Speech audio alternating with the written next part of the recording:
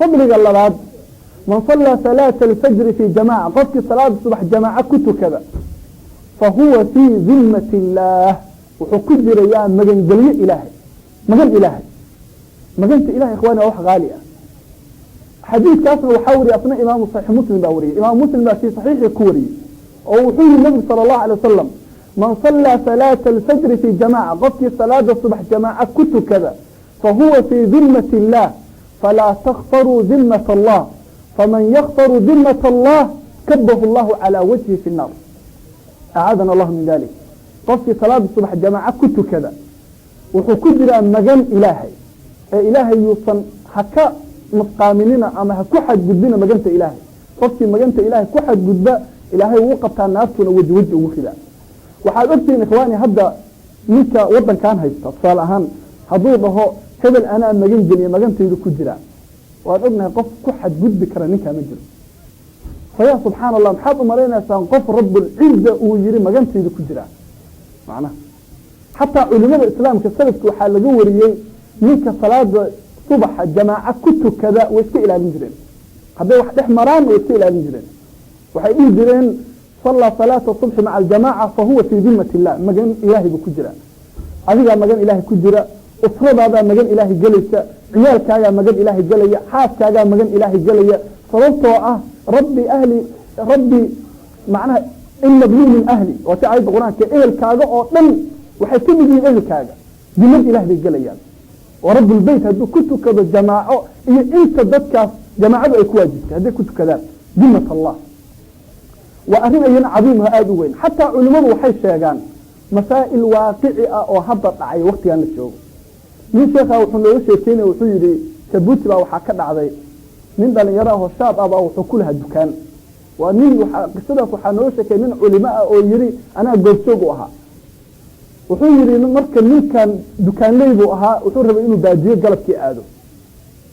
مركا من دان يراه واسم الدكان لي بو لعقت الدكان كبع الله وكسو قريب وليبته وحيري ولا لو لعقتها إيه هاي إنتا كسو نقوني مركا من كان لعقت الليبته كان يجتهد في صلاة الفجر صلاة الصبح وكل ذلك لمدى الفجر لعقت وقاسي قولي سؤال الله طي مركا صلاة الصبح لجاري لعقت ميل بو قشري بمساج كسو آدي markuu gurigii ku laabtay waxaa dhacday qisa cajiib ah saddex nin oo dhalinyaro ah oo tuuga ah oo xoog badan oo guriga dhex hurdaa loogu tagay guriga hurdaan saddexduba waxay yiri wali sheekhu wuxuu nooga sheekeeyay magaalo badan baa isugu soo baxday waxay isu hurdaan tagatoog mid baa yaala mid kala ka dambeeyay saddex nin baa la qabtay waa la kiciyay waa la wareysay waxay dhaheen ninkan xalay shalay marka lacagta loo iibay waa ogeyn حالي أو دم يسيرسنين وأنا أغن صلاة الصبح إنه آدو فكنا نتربص له وسنين إلى صلاة الصبح وكآدو صلاة الصبح مركو آدو بانقول يتصنع عن قلي وحانو جدا بيسي مركا نقول عليها سيجل لي نفتين إلهي بقرية روح ديني يا سبحان الله وقصدنا عضي أو واقعي مركا سبح من وحا إلهي أو كقب سنيكا جمدي في كل جريد قلي ولا شك قفك صلاة الصبح تكذا إنه كجر مجال إلهي عدو كجرا جالبو كجرا نفس شيطانك كجرا فهو في ذمة الله مجال جليل إلهي يوحو كجرا معناها قف وحوية إلهي حرب كجرا قف حدد بكرانا مجر قفك صدحات صبلك صدحات والله هذه الفضائل يا إخوة فضائل كسر صلاة الفجر بعضها يرقق بعضا فرضو مركز كلو كدرية marka soo mid aragtid waxa isleedahay kana ugu daran wuxuu rasuulku sallallahu alayhi wasallam oo ku soo arooray qofka salaada subaxa jamaa ku tukada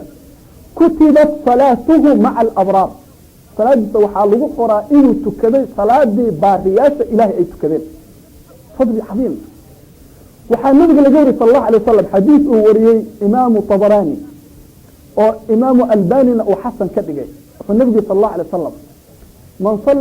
من توضأ شرب بيلاده قدك ويسيست ثم أتى المسجد أو مساجد ماذا فصلى ركعتين قبل الفجر والله ركعتين أو صلاة الفجر ككهر ريسته كذا ثم صلى صلاة الصبح وحضير يا روايده ثم جلس حتى يصلي الفجر وفريستي إلى صلاة الصبح كته كذا kutibat salaatuhu yowmaidin fii salaati alabraar salaadiisa maalintaa waxaa lagu qorayaa salaada baariyaas oo dadku ilaahay yidhi ina alabraara la fii naciim cala alaraa'iki yanduruun tacrifu fii wujuuhihim nadrata annaciim qof naga mid a ma jiro ilaa wayatamanaa inuu dadkaa ka mid noqdo saasaan u malaynaya macnaha qof kastoo mu'mina marka salaada jamaaca haddaad ku tukato subaxa oo weliba shuruudaas aad qaadatid waxaad ka mid noqonaysaa dadka salaadooda lagu qoray fii salaati alabraar waxaa intaas ka sii dheer oo xadiidku uu sheegay wa kutiba isagana waxaa lagu qorayaa fii wafdi araxmaan dadka ilaahay raxmaanka wafdiga u ah macnaha dadka ilahay usoo waftiyeeyey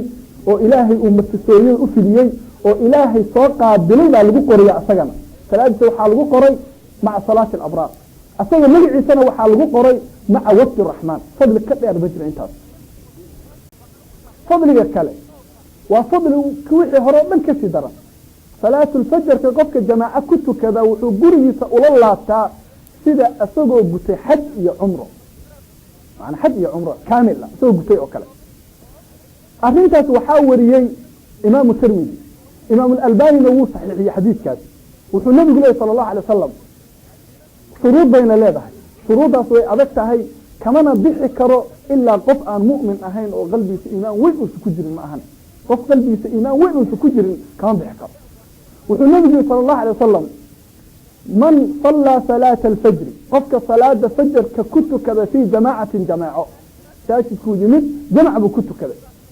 uma jalasa yadkuru allah isagoo ilaahay xusayabuu fariistay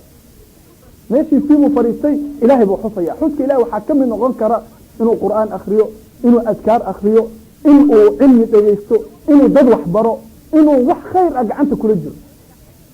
macnaha wax kale wuxuu raba ha noqdo inuu khayr hayo masaajidkii uu meeshiisii fadhiyo yadkuru allah